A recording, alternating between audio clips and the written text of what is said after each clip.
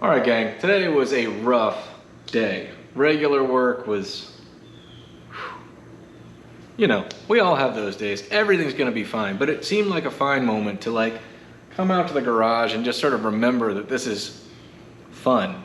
That doesn't mean that it's not, stressful, but the garage, it ought to be a happy place. Uncle Tony's a real advocate of that, and he's absolutely right. So today, we're gonna talk about giving yourself a little bit of a break. And this is my little public service message to you to be like, these projects, when you're doing them like this and you're building your cars at home, you're learning as you go, you're gonna screw stuff up, you're gonna break things more than you fix them on some days, you're gonna spend money you didn't have on parts you find out later that you didn't even need. And if you're like me, you watch all the really fun videos of the guys taking a junk car that's been left in the yard for 20 years and they fix it up and they drive it home, and it's all about the adventure of being able to get from A to B. And that's it's really cool that you want to watch them do it and all that stuff. But we all know that when you're building a car from scratch or trying to restore one or whatever, you're not just trying to get it down the road. You really need to do things as well as you can and make it safe for your friends and your family and yourself to enjoy, which that's a ton of work. It's really hard. So here's my don't forget to give yourself a little room, a little bit of grace to bite off tiny little chunks, take on some real softball projects, to use your hands, keep your mind going, and just sort of let the garage be a happy place to be. There's pressure everywhere, so take a little of that pressure off yourself sometimes. And that's exactly what we're gonna do tonight. So check this out. All right, so in a very unusual turn of events, I bought myself a tool, brand new.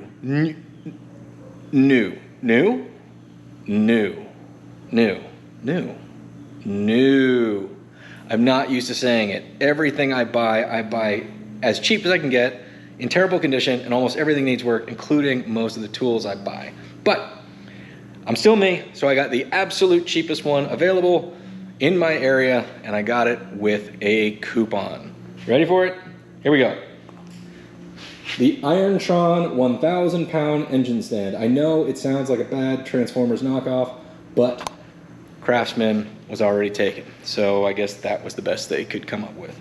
Anyway, we're gonna open it up, see if we can get it together, because our busted Craigslist 350 needs some inspection. I don't really know how to do that. We're gonna tear it down. I don't know what I'm doing, but we're gonna get there eventually. And this is one of those projects where we can spend a little bit of time hanging out, me and the dog, in the garage, kind of get something done. I've never had an engine stand before. I've always worked with an engine on a tire like that, or on a hoist, or in a car. So la-di-da, I guess I'm pampering myself. And realistically, what I think I should be doing is mounting our Model A spring in our Model T.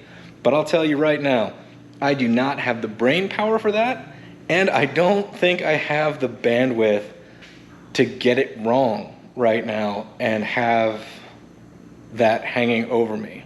So we're gonna wait until we have a little bit more focus. And today, we're gonna break this new engine stand, new to me, shiny, brand new engine stand, open, put it together, and just, see how the thing works. That's simple. Sometimes that's exactly what we need, fellas. And if I fail at this, I don't care. I'll just laugh. Anyway, let's go, let's do it. All right, well, here we go. So I've peeled off nearly $100 American plus tax because I had a $20 off coupon for this here guy. Now the Harbor Freight had one cheaper in theory, but they were out of stock. Otherwise, I probably would have driven all the way across town just to save $10, which is dumb, but that's who I am. Oh, thank you for your help. You want to go do the thing? Okay, well, who can say no to that, right? So we're gonna go play a little tennis ball, and then we'll be back to, opening the thing and seeing how many pieces are missing. Oh, dog. Okay, let's go do that. All right, gang, life is too short and too hectic. So all I can say is do not miss an opportunity to to like hang out with a dog that all she wants to do is play and be a dog. All right there, fellas. The dog, you know, brings up another very good point. If something or someone that you really care about in your life just wants to hang out with you to have a good time, well, maybe take a break and don't pass that up, because again, it's a hobby. Take a little pressure off. If you don't get it done tonight, work on it a bit tomorrow. Well, and she's back to hang out. That's even better. So let's see what we got. We got some of these things. Oh, cast iron wheels, come on, and not even assembled. Great, those are gonna roll awesome on this floor. Holy smokes. Okay, well, you know, get what you pay for. Casters are very expensive. These are the engine dingle hoppers, I suppose. A cast iron caster. Oh no, it's cast iron, but this one's assembled. Another one. Box of hardware. May or may not all be in there. Got one of these pieces. Got one of, oh boy. Got one of these pieces.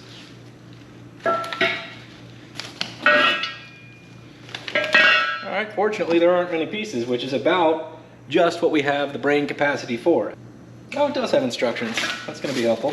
Alright, we're going to sacrifice the old knees, because if I put these parts up on the workbench, then my number one little helper would just feel uninvolved. There aren't that many pieces, so I'm going to go full mail and not really look at the instructions. Although, there are more than enough pieces for me to lose. Alright. Can't say that's the method I would have chosen if I designed it, but maybe it's sufficient. These guys just sleeve right on there. Guess you could put on better casters if you wanted to. Kind of want to, but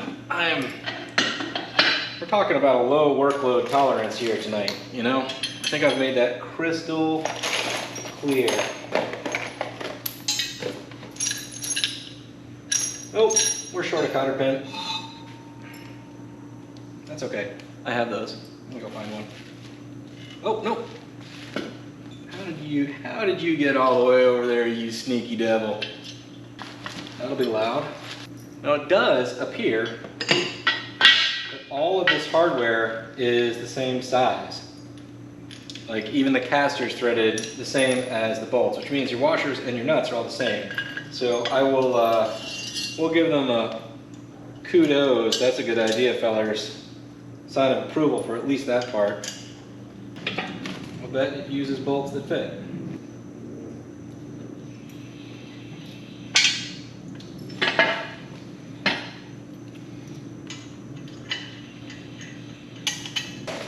Why am I doing? Oh, I actually do need access to the bottom of it. We'll deal with this in a second.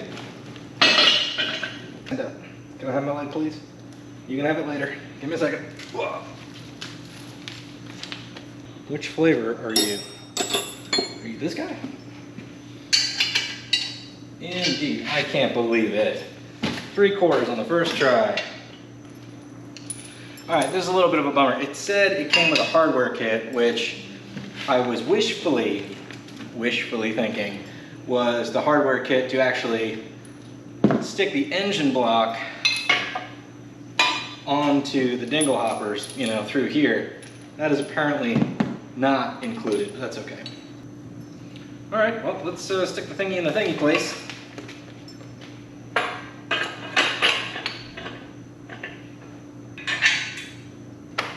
All right, look at that.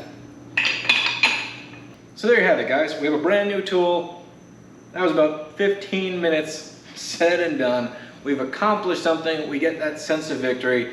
And in all honesty, we've actually moved forward towards getting this engine on the stand and broken down, which is going to be a huge kind of learning experience. I've pulled heads before. We'll take those off, but maybe if it needs a rebuild, we'll try it. I literally, you know, like sat back and watched the Vice Grip Garage, how to build a budget 350, and I think maybe we can try it, right? We got nothing to lose. We're in good money with all these other parts. We got to hang out with the dog, and yeah, you don't always have to swing at fastballs, fellas. Every once in a while, just go ahead and place the ball right on the tee and take a swing and just enjoy it, because at the end of the day, it's for fun. It's for fun. Have a little levity, laugh at yourself, and give yourself a break. We will see you next time when we do something probably way more difficult that I have a much higher chance of really screwing up. Like maybe putting this engine on the stand. I watched Eric the car guy like drop an engine, and he's Eric the car guy, and I'm just Ryan. I don't have a anything guy, so that's intimidating. Or maybe we'll do the Model A spring.